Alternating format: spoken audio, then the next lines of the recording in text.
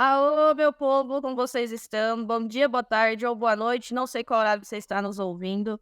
Estamos começando mais um episódio do nosso podcast Na Ponta da Língua, que é o podcast da Ponta. Se você ainda não conhece, ele está disponível no nosso canal do YouTube e também do Spotify. Aproveita já para seguir, compartilhar com seus amigos e quem é amante da pecuária, assim como nós. Eu sou Milena Marzocchi, estou aqui hoje como apontadora ou apresentadora desse podcast. E a gente tem como objetivo compartilhar conhecimento com você que é pecuarista, com você que é profissional do agro, para que você consiga aplicar os conhecimentos dentro da sua propriedade. Tá? O nosso tema de hoje é uma pauta super importante para a pecuária e também para o pecuarista, e é sobre como o pecuarista deve se preparar para a estação de monta.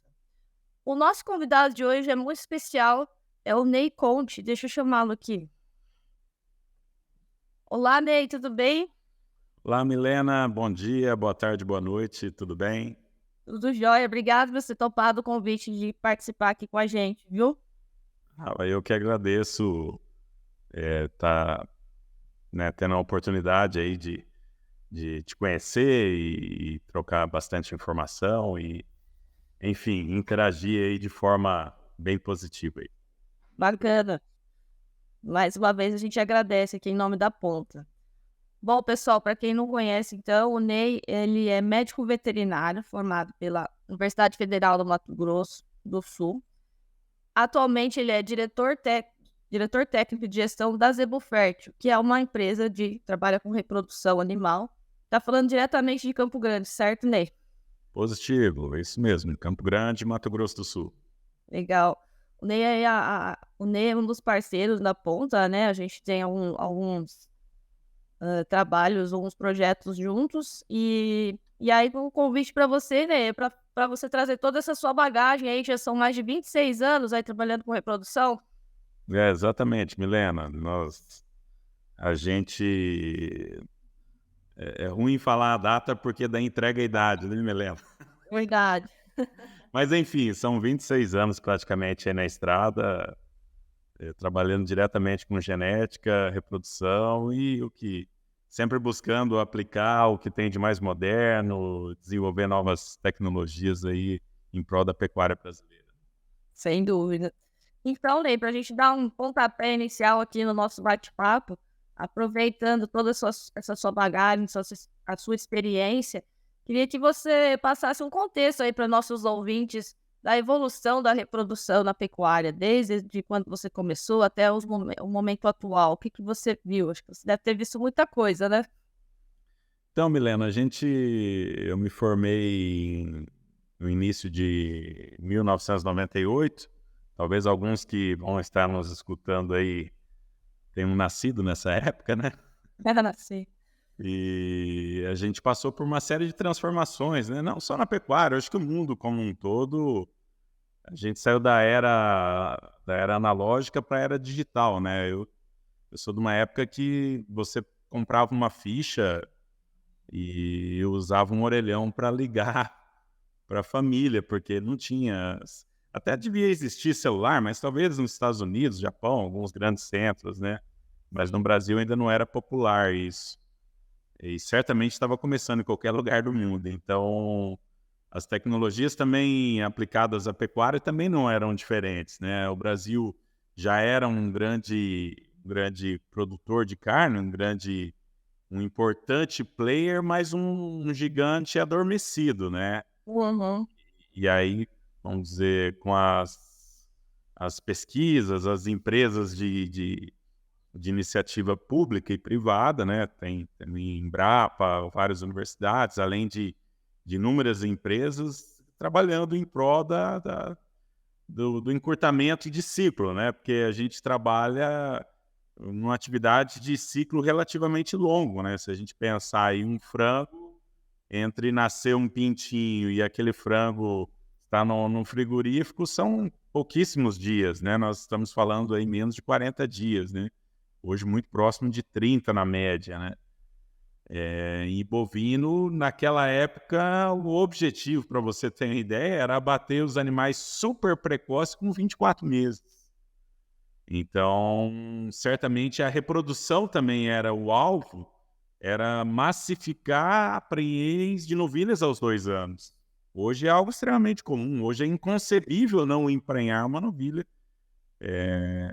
aos 2 anos, né? Se fala constantemente, se trabalha, hoje é algo bastante corriqueiro, a reprodução de novilhas bezerras, né? De 12 meses, mas, enfim, novilhas que já todos os processos já estão empurrando nessa direção. Então, a pecuária ela vem evoluindo em passos largos, mas não na velocidade, honestamente, pensando em média, Brasil, não na velocidade que eu acho que temos o potencial, que seria saudável para né, o país enquanto produtor de carne. Veja, nós temos um rebanho aí acima de 200 milhões de animais e produzimos menos carne que os Estados Unidos, com um rebanho menos da metade do nosso. Então, assim, existe um gap de tecnologia e aplicação dessa tecnologia muito grande, né? Então, eu acho que é isso que cada vez mais a gente tem que trabalhar, se esforçar e,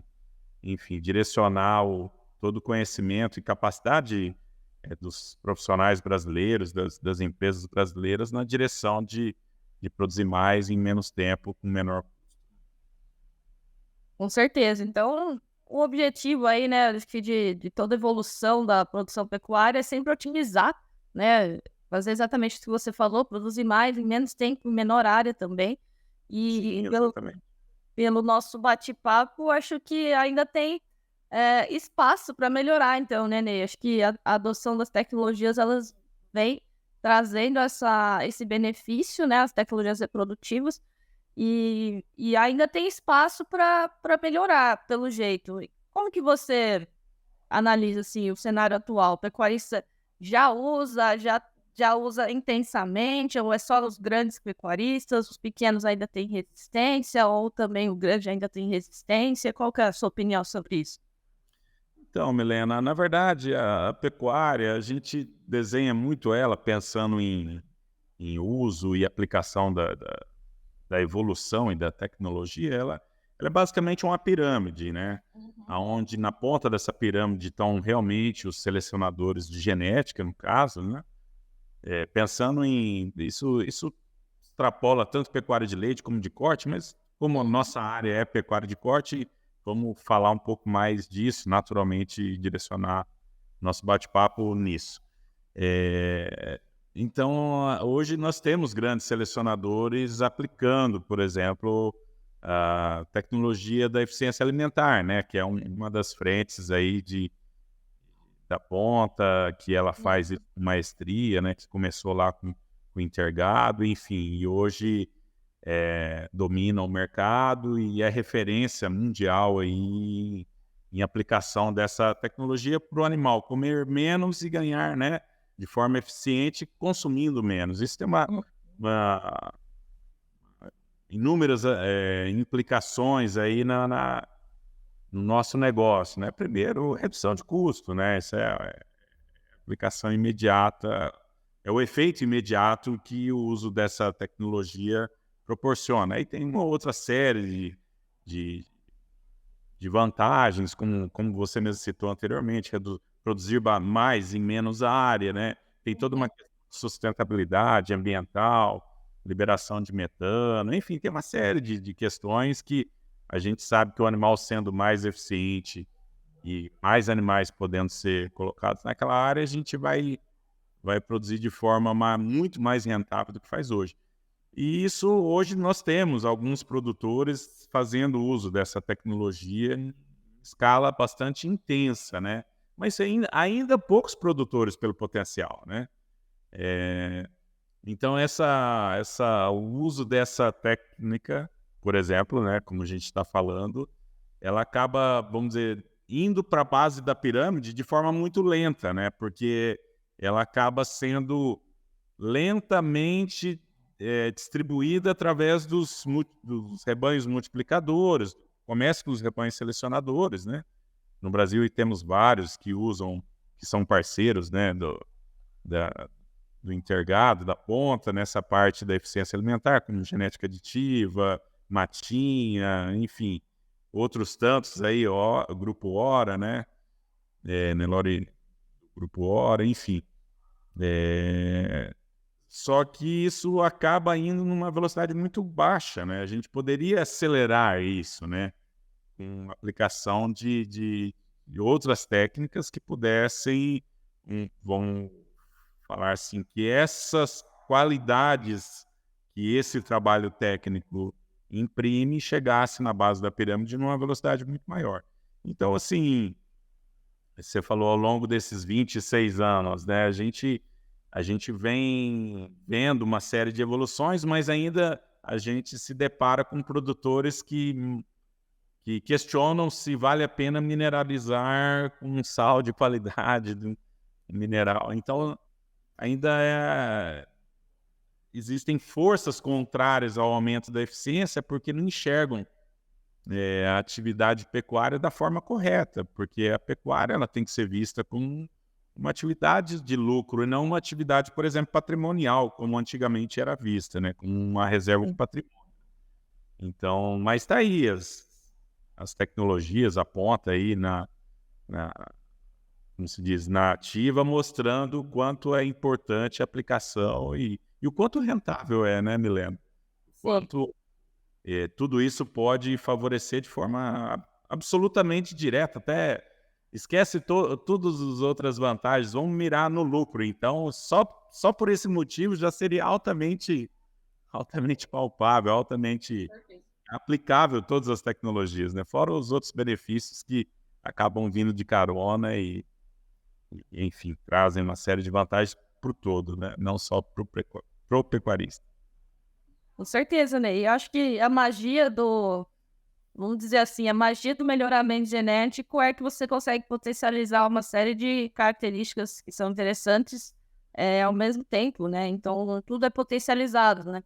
E aí, a eficiência alimentar é uma delas. A gente tem o prazer de contribuir para essa evolução dentro do melhoramento genético, através das nossas tecnologias. E atingir a base, como você falou, é o desafio, mas que eu acho que a gente está chegando lá, porque o produtor que busca já melhorar alguma coisa dentro da propriedade, ele já começa acertando alguns detalhes e acredito que a estação de monta deveria ser pelo menos o primeiro deles, né? Eu brinco que quando você quer começar a organizar uma fazenda, a primeira coisa que você tem que fazer é organizar a estação de monta, né? Para você ter a padronização dos nascimentos, padronização dos bisenos, utilizar essas tecnologias aí, seja uma inseminação artificial em tempo fixo, para trazer essa padronização dentro da propriedade. E pensando aí nas características do touro, né, do touro reprodutor, quais critérios que você recomenda na hora de escolher o touro? Então, Milena, isso tudo que você falou aí passa necessariamente pela gestão, né? Eu acho que você falar em o que é uma estação de monta, é tentar usar um conhecimento básico, que é saber qual o melhor momento dessa fêmea se reproduzir, qual é o melhor momento desse bezerro nascer e ser desmamado, né? E concentrar isso num período, vamos dizer, relativamente pequeno, para otimizar a fisiologia dessa fêmea, a fisiologia reprodutiva dessa fêmea. Você sabe que eu não sei te falar percentualmente, mas acredito que é muito mais do que 60%, 70% das fêmeas, aí, acredito mais que 2/3, né, das fêmeas bovinas no Brasil não são identificadas. Os produtores não têm a identificação individual. Ele até sabe quantas fêmeas tem. Eu tenho na minha propriedade 200 vacas, eu tenho 1.000 vacas, 2.000 vacas, não importa o tamanho desse. Mas uma parcela, a maioria, com certeza, não tem identificação individual. Aí eu te falo, como é que pode, como é que é possível a pessoa gerenciar algo se ela não tem como identificar, né? Se ela não tem, ela tem como identificar, mas não o faz, né? E como é que ela pode interferir nesse gerenciamento de forma proativa e de forma eficiente se ela não tem o básico, né? Então, assim, hoje a gente ainda patina em coisas básicas, né? E, por exemplo, igual você está falando aí né, qual o reprodutor que se deve usar, né? Que na minha concepção que deveria usar. Eu acho assim, a gente tem uma série de coisas ainda para ajustar, mas naturalmente não tem que parar para corrigir. A gente não pode parar, né? A gente tem que evoluir. E aí, né, vamos falar assim, nessa parte, o produtor ainda tem muita coisa básica para fazer, né? Então, qualquer tecnologia que ele venha aplicar, bem feito, né? Bem aplicado, ele já vai ter um impacto, né? Você imagina se associar todo o conhecimento que nós temos hoje de, né, ultrassonografia de carcaça, eficiência alimentar, precocidade sexual, uma série de outras, genômica, né, validando isso tudo, tentando ajudar na validação. Então, assim, hoje o critério que a gente usa, Milena, nossa empresa, eu enquanto técnico, eu trabalho a gente acredita bastante na fertilidade, né, no N. A gente fala assim, ó, vamos fazer bastante. Naturalmente, o fazer bastante, coisa boa, né? A gente tem que fazer muito, produzir muito, emprenhar bastante vaca, com coisa boa também. Naturalmente, não adianta emprenhar vaca com material ruim. Então, os critérios que a gente usa muito, assim, são primeiro item, todos altamente férteis. A gente trabalha com foco muito na qualidade de sêmen, né? De partidas altamente férteis e animais altamente eficientes, né? Animais que vão entregar filhas que emprenham mais cedo, machos que engordam mais rápido, que não tenha ou que tenha o mínimo possível de qualquer dificuldade, por exemplo, de acabamento de carcaça, porque hoje até quem está salvando esses produtores que usaram ou usam genética sem nenhum controle ou que são necessariamente animais tardios, quem salva hoje de alguma forma é o boi China, porque são animais que não têm exigência para acabamento. Na verdade, não há nenhum tipo de penalização nesses animais que são destinados ao boi China, ao mercado da China, né? Da Ásia como um todo, mas basicamente China. Esses animais, então, não há uma necessidade de uma boa deposição de gordura subcutânea, seja em cima do lombo ou no quadril, né? Mas, assim, eu acho fundamental buscar animais realmente férteis, né, no primeiro quesito, porque a fertilidade é o item mais importante. Desde a época de estudante, a gente escutava falar assim, claro, de forma bastante genérica, mas a fertilidade ela é 5 vezes mais importante que o desempenho, né? A gente sabe que não é bem essa proporção, mas sabe que ela é muito importante. E touros realmente que vão agregar aí na produção de carne desses clientes, produzindo fêmeas melhores, matrizes, né, equilibradas e machos realmente eficientes e que nessa direção da eficiência alimentar a gente busca touros sempre que tenha essa característica, que possam agregar nessa característica, né? Então, a gente tenta, vamos dizer, no sentido de associar todas as qualidades, não de forma extremada em nenhuma, mas o máximo positivo em todas. Legal, Lê. Acho que só é importante a gente ressaltar aqui para o nosso ouvinte que quando você vai escolher um touro, né, acaba que você tem um pacote de características e benefícios de interesse econômico, que a gente usa muito esse termo, né, Ney, na hora de avaliar. Porque o animal, o touro, né, o reprodutor, o touro melhorador, ele é avaliado por uma série de características. E umas ele vai ser mais intenso e outras ele vai ser menos. Sim, sem dúvida. E o controle de dados é fundamental para a gente conseguir medir isso, sabe, Milena? Se a gente não tiver controle de dados, um bom sistema de gerenciamento desses dados, um software, né, e a aplicação disso de forma, vamos falar, quase que em real time, aí, em tempo real, você não consegue explorar. É mais ou menos fazer um bolo e deixar para avaliar só no final, né? Se você não monitorar a temperatura, não monitorar tempo, os ingredientes ao longo certamente você não vai colher o resultado que está ali no início do processo, né? Porque no início do processo, todo planejamento é muito bonito, né, Guilherme?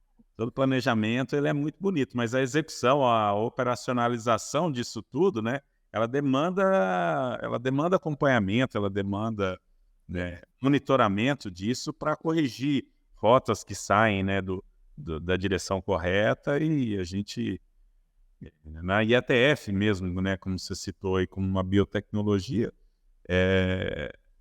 ela, como se diz, tem uma série de implicações, ela tem uma série de variáveis que pode ocasionar resultados muito bons ou resultados muito ruins, né? E o monitoramento disso tudo, ele é fundamental para a gente colher o máximo de resultado, naturalmente, tendo a produção, tendo realmente a realização daquilo que foi planejado e otimizando todos os recursos aplicados. E o controle dessas informações aí, no caso da IATF, é fundamental. Você pega hoje, a gente consegue fazer, pensando de forma rotineira e comum, a gente com 30 dias após a IATF, você tem o diagnóstico de gestação com ultrassonografia. Tem sistemas Doppler que a gente consegue diagnosticar com até menos dias, né? Mas aí são técnicas um pouquinho mais caras, um pouco menos aplicáveis em larga escala, mas que também é possível. Mas antigamente o produtor ele ia saber o que emprenhou muitas vezes quando a vacada começava a parir, porque ele nem diagnóstico comum, assim, no diagnóstico de palpação retal simples, no final da estação de monta ele fazia. Às vezes nem estação de monta fazia, né, Milena? Deixava a vacada o touro o ano inteiro, né? E o quanto isso, né, certamente não trazia de ineficiência, quase que uma ineficiência subclínica que não era medida, né? Então, hoje nós estamos numa era que a velocidade das coisas não permite mais que esse tipo de postura gerencial seja tomada, né? Sim.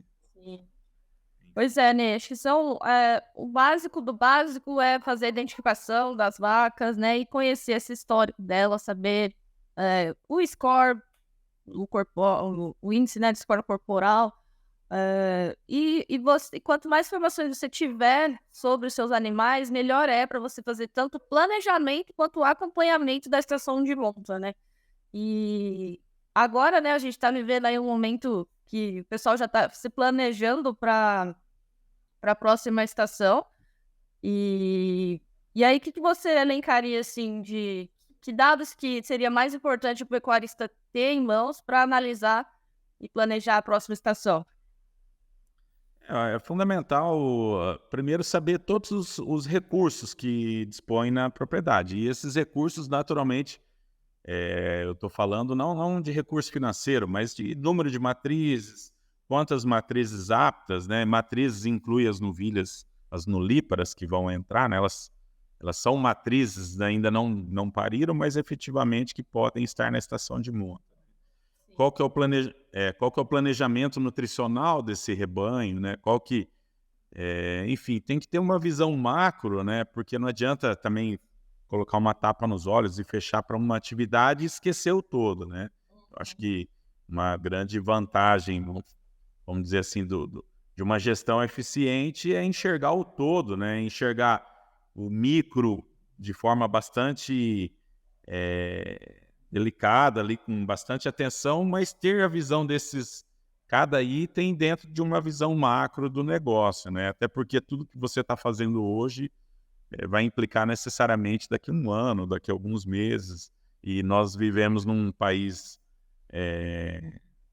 que a diferença eu acho que acho que todos os lugares do mundo, se a gente pegar Estados Unidos também, o inverno é muito mais intenso que o nosso, né? Muitas regiões lá nevam, então nós temos uma distinção de produção de comida muito grande no Brasil, né? Épocas aí de outubro a março, com grande fartura de alimentos, aí outubro, novembro para frente, muita fartura, e outras épocas aí de seca, de geada, no centro-sul do país, que que vai ter um desequilíbrio de produção de comida, né? Então, essa visão como um todo, eu acho que é muito importante ter, sabe? Se o produtor não tem essa visão, ele tem que ter assessoria de alguém que consiga enxergar e orientar, né? De forma correta, eficiente, ou que minimize os erros, né? Nem sempre a gente acerta tudo, né? Mas só de conseguir enxergar onde está acertando e visualizar o que está errando já é uma grande vantagem. Então, o produtor ele tem que saber quantas fêmeas ele tem, é, aptas à reprodução, qual é o melhor momento, contabilizar essas fêmeas se todos estão gestantes para parir, se ele fez o descarte correto. É bastante importante o descarte, né, de fêmeas que não estão sendo eficientes num modelo eficientemente montado.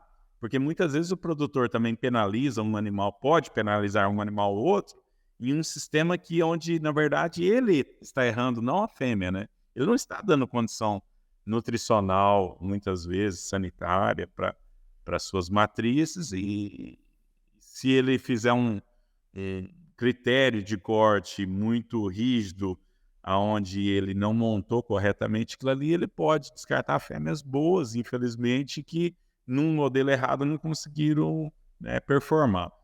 Então, assim, eu acho que é fundamental o produtor saber os recursos que tem, saber, né, quem usa monta natural, que ainda é a maioria, a qualidade desses touros, né, o potencial, né, da libido desses touros, enfim, fertilidade. Isso hoje com o exame andrológico facilmente você consegue detectar.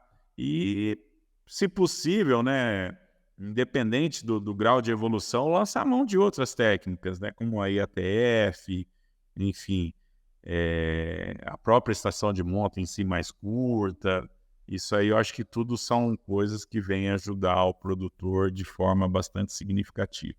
E aí que entra a genética, né? Porque tudo isso que nós estamos falando são processos de gestão e reprodução, né? Então não adianta fazer tudo isso e usar uma genética ruim, né? É o famoso... E a maioria das vacas brasileiras, Milena, elas são cobertas por bois de boiada, que a gente fala. São animais que são produzidos ali ou pelo um vizinho, ou pela própria propriedade, e eles escolhidos por um critério bastante ineficiente, ou pouquíssimo eficiente, vamos usar assim, com as reais necessidades da propriedade, né?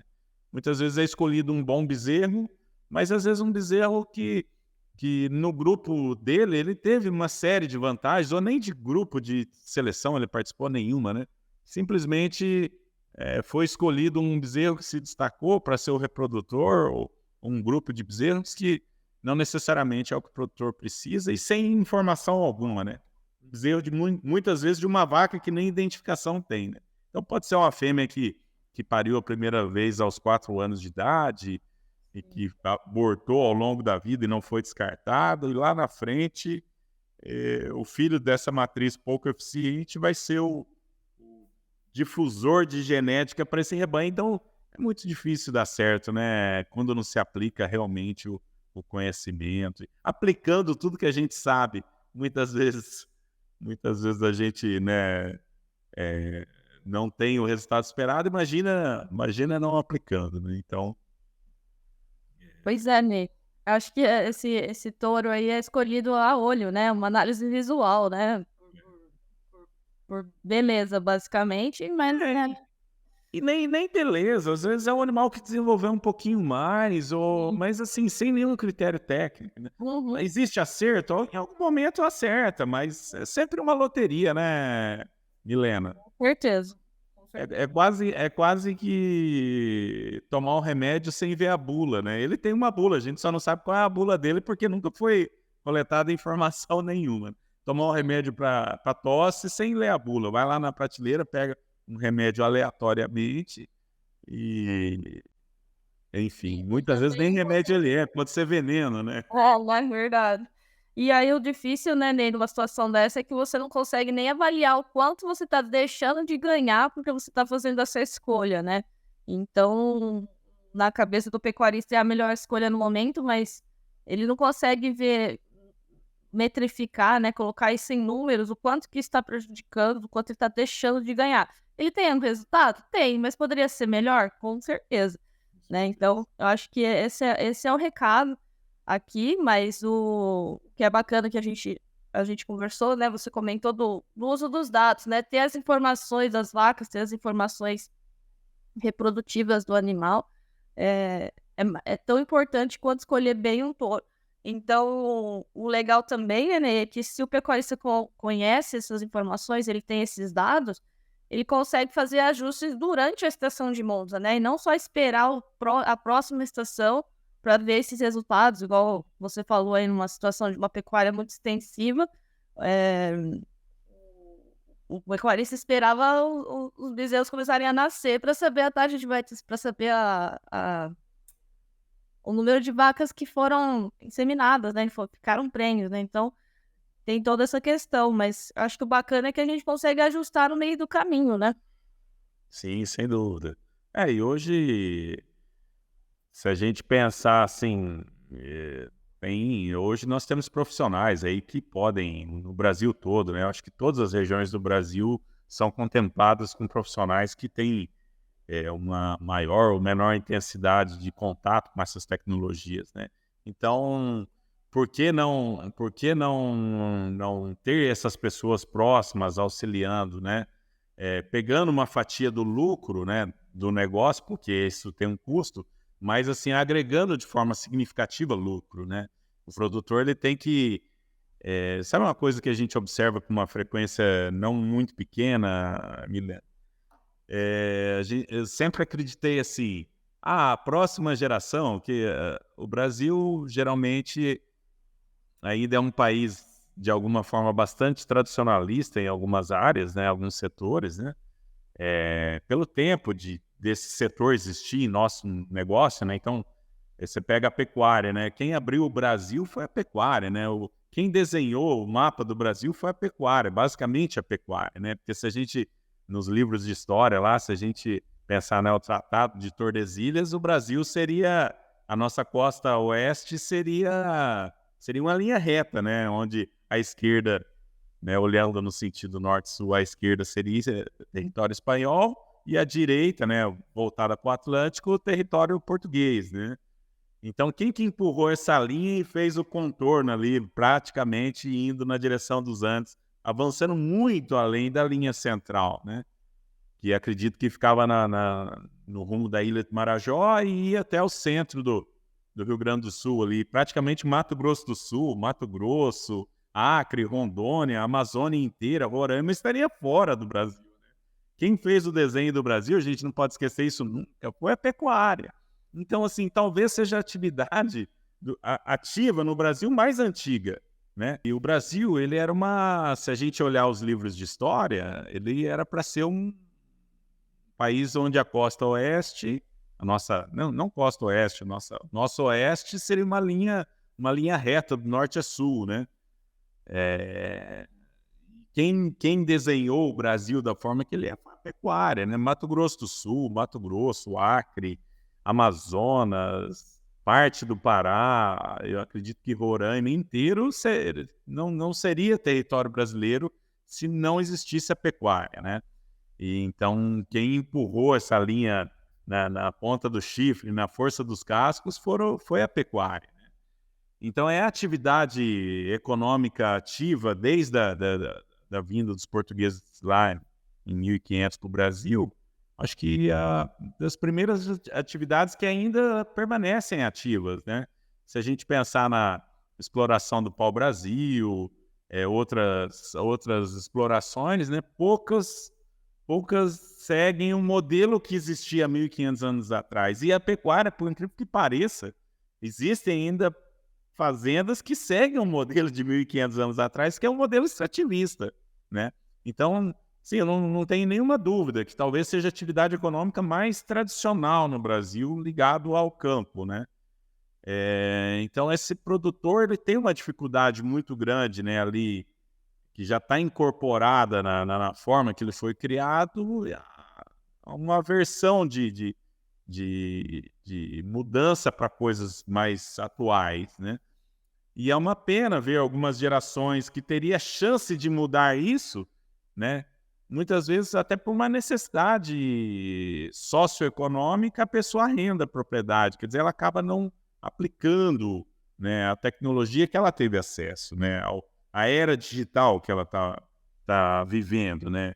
Então, hoje a pecuária ela passa por uma transformação muito grande, por uma necessidade realmente econômica, sabe. É uma atividade que ou ela evolui ou ela vai deixar de existir, né. E ela não vai deixar de existir, a gente sabe que não vai deixar de existir, porque ninguém vai parar de comer carne, né. Essa conversa aí, o Brasil aumentou de fato o consumo de carne de aves, né, carne de frango, enfim. Mas a carne bovina ela vem diminuindo de alguma escala, mas o mundo como um todo também tem aumentado o consumo de carne bovina, né. Se pegar a China, né, a gente pensa a China, que é um mercado hoje, a China ela passa por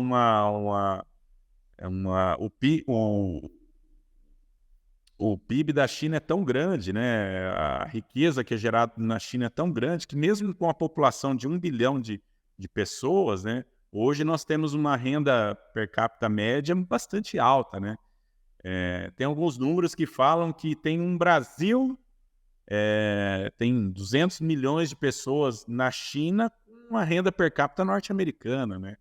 Então, assim, um poder de consumo muito grande, né. São pessoas que, independente do regime de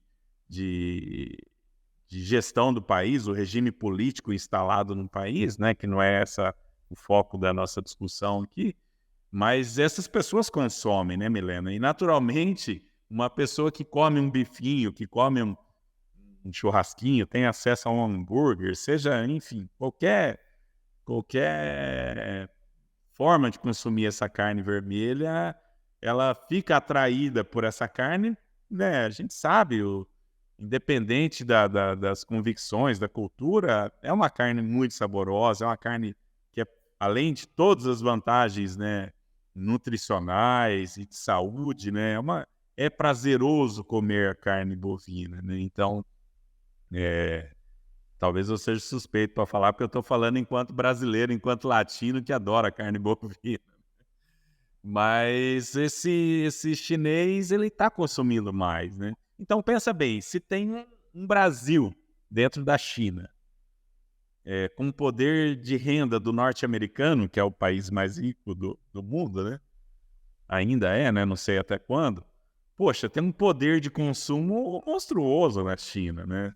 Aonde no mundo tem capacidade de produzir ou de dobrar a produção, né, de carne bovina? Eu acredito que poucos países, né. Eu rodei a Austrália, é um país, assim, super interessante, mas com uma dificuldade climática muito grande, né. Se pensar a Austrália tem um anel, a Austrália é basicamente um anel de produção agrícola, 50, 60, 80 quilômetros da costa. 100 quilômetros da costa para o interior é deserto, né. Chove menos que a maioria das regiões brasileiras de clima árido. Então, assim, seria um país que poderia competir.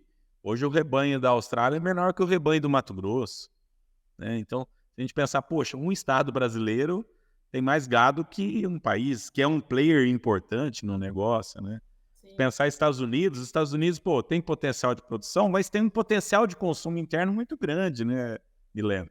Então vão restando poucos países que teria a capacidade de produzir de forma eficiente, sanitariamente adequado, né, com estrutura logística para entregar essa mercadoria, essa carne bovina de forma eficiente.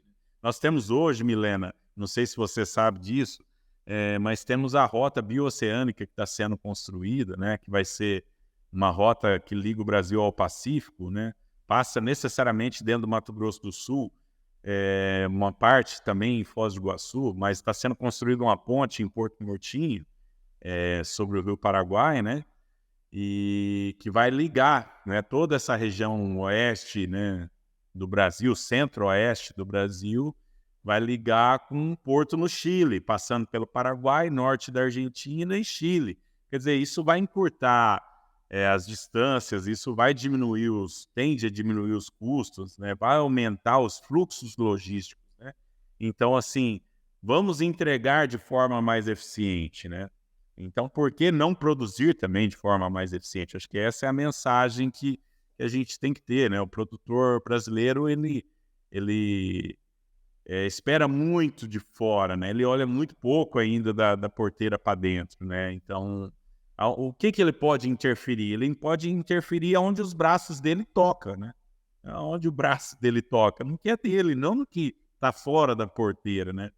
O produtor fica muito ligado a preço do boi, a gente está num momento delicado, né? De onde as commodities, né, deram uma recuada de valores aí, pensando em mercado mundial, isso não está acontecendo só no Brasil, né? E aí o produtor, ele tende a reclamar muito desse momento, que é natural, né? Ninguém quer ter seu produto de venda num valor mais baixo, né? Mas, assim, ele esquece muito que para ele ter lucro depende muito mais dele do que de qualquer outra coisa, né? E tem um ditado antigo, assim, que eu ouvi e sempre tomei isso para mim, assim, sabe? Eu acho bem interessante. E a gente vê isso sendo aplicado, mas muito pouco, né? Na guerra tem quem chora e quem vende lenço, né? Escolha o que você quer fazer, né? Então, pô, vamos tentar vender lenço, né? Vamos cuidar do nosso negócio. Vamos reclamar também, vamos reclamar porque é gostoso reclamar muitas vezes. Mas vamos cuidar do nosso negócio, né? Vamos gerir melhor o nosso negócio e as ferramentas estão aí, né? A ponta mesmo, outras empresas de genética, de reprodução, de nutrição, né? Nós trabalhamos aí num país que tem um avanço muito grande, né, nessas questões nutricionais, tá na vanguarda aí do mundo, né, junto com outros importantes países em nutrição, e ainda tem gente que usa sal branco, né, não faz nenhum planejamento nutricional, né, Milena? Então, eu acho que a gente tem tudo aí para evoluir, basta olhar para dentro, sabe? Olhar e aplicar o que tem disponível, não achar difícil, né?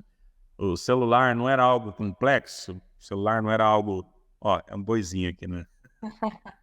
Leão, tela de fundo aqui. Era algo complexo. Eu, quando comecei a ter celular na minha vida, vi as pessoas mais velhas falando, isso aí, larga a mão disso aí, larga a mão, larga a mão. Hoje, meu pai não larga não larga da mão isso aqui, mas... Então é assim, a gente tem que evoluir, não tem outro caminho, né? Infelizmente, não tem outro caminho, a gente não tem muita opção, né? E que bom que temos, né, para onde correr, né? Isso é o mais gostoso. Exato, acho que tem muita coisa que pode ser feita, tem muita tecnologia disponível, temos que quebrar essa barreira que tudo é muito difícil, que tudo é muito caro, tem que conhecer os números realmente dentro da porteira, saber as informações para você tomar decisões melhores para o seu negócio, né, Ney? Acho que quando a gente fala de reprodução, é uma atividade que está totalmente dentro da porteira, está totalmente na mão do pecuarista, e para ele otimizar isso, ele precisa aderir às tecnologias, ele precisa ter informações para tomar decisões melhores, né, dentro da produtividade dele. Sim, sem dúvida. E quando a gente fala em reprodução, né, fala num contexto como um todo, mas vamos falar do meu negócio, né, da IATF, né, Sim. da genética via sêmen, né, é muito barato, Milena, é extremamente barato hoje inseminar uma vaca. Só que demanda naturalmente um fluxo de manejo de rebanho maior do que se fosse o touro montando, né? E aí que o produtor muitas vezes se prende isso dá trabalho, né? Claro que dá trabalho. O que não dá trabalho, né? Ter uma convivência com alguém dentro da sua casa é trabalhoso, no sentido de você se entregar e cuidar dessa pessoa. Sim. Ou uma relação de amizade, uma relação de sociedade, qualquer relação, né? Demanda, qualquer atividade demanda trabalho, né? Tudo é difícil, né? Qual é o meu difícil, né? Qual difícil eu vou escolher, né? Então, mas a IATF ela é muito barata e ela nos permite a incorporação de genética de altíssima qualidade em larguíssima escala. A gente consegue, na base, via IATF, pegar aquela genética da ponta da pirâmide e jogar lá na base numa velocidade que com touro jamais a gente conseguiria, o touro montando a campo, né? Quem dirá com boi de boiada, que é a realidade brasileira, né? A gente fala aí, hoje o Brasil deve ter na ordem de, pensando em fêmeas de corte, na ordem aí de 60 milhões de fêmeas, acredito, mais ou menos, pouco mais talvez. Vamos falar 60 milhões, aonde um touro deveria montar por no máximo 6 anos, numa escala de 1 para 30, né, nós demandaríamos 2 milhões de touros para montar essas vacas. Dividindo em 6 parcelas, seria mais ou menos aí por volta de 300 mil touros por ano, a demanda brasileira de touro, né, de renovação de touro. 300 a 350 mil touros. Vamos falar em 350 mil touros, né? Que nem todas as regiões teriam capacidade de ser um touro para 30, é uma relação mais apertada. Mas vamos falar, nós demandaríamos 350 mil touros. Se somar todos os produtores de genética no Brasil, entre europeus, zebu, acredito que o Brasil não produza 1.000 touros por ano. Perdão, 100 mil touros por ano. Se a gente pensar em 100 mil para 350 mil, tem 250 mil touros de defasagem, né? Pensando numa rotatividade. Então, assim, num curto espaço de tempo, quem que consegue entregar isso? De fato, é a inseminação, entendeu? Mas quem tem acesso à inseminação poderia ter acesso ao touro, né? E muitas vezes o produtor que mais precisa realmente melhorar, ele não faz uso da inseminação, né? Onde ele faria isso com o menor custo possível, né? Porque o touro também implica num investimento alto, num risco maior, né? A inseminação é muito barato, né? Você terceiriza o processo, você pode, ano a ano, renovar a genética, escolher uma genética nova. O touro, você vai usar ele dentro de uma realidade normal por 6 anos, né? Tem todo um custo de manutenção desse touro na propriedade, né? Um touro come por 2 vacas, né, Milena? Então, assim, hoje nós temos muitas tecnologias, né? E a IATF, ela é extremamente aplicável, independente da escala. Nós temos clientes que inseminam 20 vacas Nelore, 20 vacas zebuínas, nem aneloradas, né? Muitas vezes nem bem Nelore, né? As zeboadas, mestiças, não importa a qualidade dessa matriz. O que importa é o que você está colocando ali dentro para produzir um bezerro de qualidade e evoluir aquele rebanho, né, na direção de ser mais eficiente, né? Entregar mais quilos de carne, mais lucro para o produtor num ciclo menor. E a genética, ela é fundamental, né? Imagina toda a tecnologia hoje aplicada em nutrição, em controle, em eficiência nutricional, eficiência alimentar, e você não usar uma genética de qualidade nessa direção, né? Então, é onde a gente consegue associar, né, conhecimento e lucro, né? Conhecimento e um ativo que possa gerar lucro, né? Porque mesmo um animal ruim, ele é um ativo, né? Só que é um ativo que dá pouca margem. Sim. É isso, eu acho que a gente está mal, mas está bem, sabe? A gente está mal, ele poderia estar muito melhor, mas está bem porque tem muita gente trabalhando, muita gente boa, né? Eu sempre converso com o Paulo Marcelo, quanto a gente observa a ponta da pirâmide evoluindo, né? A gente lamenta que a base não está na mesma velocidade, né?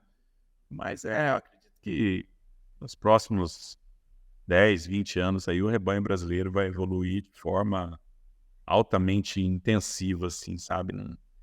Você vê hoje os confinamentos, né, Milena? Quando você falando lá, né, 26 anos, né, 26 anos atrás, né, que o boi era de 24 meses, né, quando falava em abater animal de 18, o cara era louco, né? Hoje é extremamente comum abater bois com 12, 14 meses, garrote super precoce, né? E o modelo de engorda era tradicionalmente a pasto. Hoje, diria que uma porcentagem altamente expressiva é em confinamento, né? Então, assim, a atividade, ela encurtou o ciclo necessariamente só por isso, né? Só pelo fato de encurtar o tempo que o animal era preparado para até o abate. O boi magro, vamos dizer, a categoria boi magro praticamente não existe mais no Brasil. Então a gente sai de garrote para confinamento. Muitas propriedades de bezerro para o confinamento. Desmama e vai para o confinamento, né? Então, isso necessariamente passou pela aplicação de tecnologia, de gestão. Tenta imaginar um confinamento sem gestão, né? Ele não chega nem no final do primeiro ciclo, né? Ele quebra, né? Complicado, realmente. E aí que é a expertise, por exemplo, do trabalho de vocês, né? Da GA, mais Intergado, né? Da Ponta, enfim. TGC e todos os outros, né? Os outros conhecimentos que vêm sendo aplicados aí pela equipe aí de maestria de longa data, né? Então, parabéns aí Obrigado. pelo, né, pelo benefício que está trazendo para o Brasil, né? Algumas empresas aí realmente deveriam ter um lugarzinho ali de homenagem eterna, o quanto impacta, né, no agronegócio brasileiro, em especial na pecuária, que é a nossa área. A gente tem muito orgulho, né, de contribuir para essa evolução, e acho que como a gente debateu aqui praticamente o nosso bate-papo todo, né, tem espaço para melhorar, cabe, né, o pecuarista buscar adotar, trazer profissionais qualificados para perto também, porque o conhecimento também tem que ser compartilhado, né, Neias? Por mais que você que é pecuarista está nos ouvindo, se você busca melhorar, busque um profissional qualificado para te ajudar, seja em qualquer área que for, um consultor de reprodução, um consultor de genética, um veterinário que possa te auxiliar, um zootecnista na sua nutrição. Então, busque profissionais para otimizar a sua produção. Não é só ter as tecnologias, mas as tecnologias também precisam da orientação de um profissional, né? Você quer planejar a sua estação de monta, busque um profissional como o Ney, né? Como a Zebufert, traga para dentro da sua propriedade para que você tenha melhores resultados, você tenha um acompanhamento mais criterioso, um acompanhamento mais próximo, né? Sempre otimizando o resultado, otimizando o desempenho. E o que a gente quer no final é o lucro, né, Ney? A gente quer melhorar a produtividade, mas ela está totalmente relacionada à parte financeira do negócio. Então, a atividade ela tem que dar dinheiro e ela tem que ser tratada como uma empresa, né? Então, o pecuarista deveria ser obcecado pelos números da atividade dele, conhecer a fundo, tudo ajuda muito. E as tecnologias vêm colaborando com esse cenário, ajudando na gestão, ajudando a entender, ajudando a fazer todo esse monitoramento, verificando o que está errado, o que pode ser melhorado. Sim, sem dúvida. A gente está eu falo sempre, Milena, a gente está na melhor atividade do mundo. Ela dá lucro, se bem gerida, e ainda dá muito prazer, porque é prazeroso estar no meio do gado, né? Uma fazenda. Sempre quando os sonhos, né? Aquelas coisas, aqueles filmes bucólicos, sempre mostra o campo, né? Então, pô, a gente está ninguém mostra dentro de uma indústria, ninguém mostra no escritório fechado lá seja na Paulista ou qualquer outro grande centro, ninguém mostra você tendo prazer dentro de um ambiente extremamente fechado. Você mostra um ambiente aberto. Então, olha para você ver o quão abençoados somos, né? Nós estamos num negócio que, bem gerido, dá muito lucro e que é extremamente prazeroso. E muita gente fala, quando eu me aposentar, eu vou comprar uma fazendinha, vou ter uma terrinha lá no campo, lá no rincãozinho do Brasil. Quer dizer, pô, é o que todo mundo busca, né? A gente está dentro do negócio, né? Vamos ser realistas e vamos agradecer aí, né, a Deus, aquilo que você acredita, seja o que for, e vamos fazer isso dar lucro, né? Vamos fazer isso ser melhor, né? Vamos produzir uma carne superior, de qualidade melhor, de sabor, de maciez, né? Pô, é tão prazeroso comer uma carninha, um bifinho, né? Ontem mesmo comi um bifinho no almoço. Nossa, que delícia, tá? A gente vai comendo e degustando aquilo ali, né? Como é prazeroso comer, né, carne, né? Então, enfim, é isso. Acho que a gente tem tudo aí para seguir numa atividade muito lucrativa e aumentar cada vez mais a eficiência. E a tecnologia está aí, né, Milena? Sim. É só aplicar. E ela está, como você mesmo disse aí, não lembro o termo que você usou, mas ela é democratizada, ela está disponível a todos. Então, basta você realmente ir atrás, buscar bons profissionais que vão fazer a diferença no seu negócio e que certamente vão levar a tecnologia numa escala maior ou menor, enfim. É isso aí. Com certeza. Ney, muito obrigada por ter topado aqui. Acho que nosso bate-papo foi super produtivo para quem está nos ouvindo. Espero que consiga aplicar, levar esse conhecimento aí para dentro da sua propriedade, do lugar que você atua. Em nome da Ponta, gostaria de agradecer mais uma vez sua participação, viu? Eu que agradeço, Milena. Para a gente é um motivo de bastante felicidade estar junto com empresas de referência no mercado. Como você disse, nós temos uma parceria aí, né, com a Ponta, acreditamos intensamente no trabalho da Ponta, recomendamos nossos clientes que quiserem ter mais informações, aí, a gente sempre, né, está disponível. Quem quiser saber mais informações da Zebufertil, entra lá no Instagram, Zebufertil, @Zebufertil, ou nosso site, zebufertil.com. Enfim, né, pode consultar a turma da Ponta aí, a gente tem uma ligação intensa e acredito bastante assim que essa simbiose, essa, né, sinergia, né, de áreas é muito importante. Então, estamos à disposição sempre que quiser bater um papo, quem quiser conhecer a nossa empresa. Vamos recomendar fortemente para os nossos clientes, para nossas redes, nossas mídias, né, sociais aí, acompanhar o trabalho de vocês, que realmente é algo que está fazendo a diferença na pecuária mundial, né? Até porque a Ponta hoje está, a última conversa que eu tive com o Marcelo, Paulo Marcelo, ele me falou alguma coisa de 9 países, já estamos usando tecnologia de eficiência alimentar, né, de consumo residual, enfim. Isso é motivo de muito orgulho, né, para o Brasil, porque são profissionais brasileiros, empresa brasileira, tecnologia nacional sendo aplicada, né, em países de referência, né, Milena? Então, isso muito nos orgulha, independente da área que nós estamos, né? Ainda mais sendo do agronegócio brasileiro. É motivo de bastante alegria para todos nós, né? Muito obrigado pela oportunidade e continuamos aqui à disposição em Campo Grande. Combinado. Obrigada a você, Ney, mais uma vez. Até mais, pessoal. Tchau, tchau. Tchau.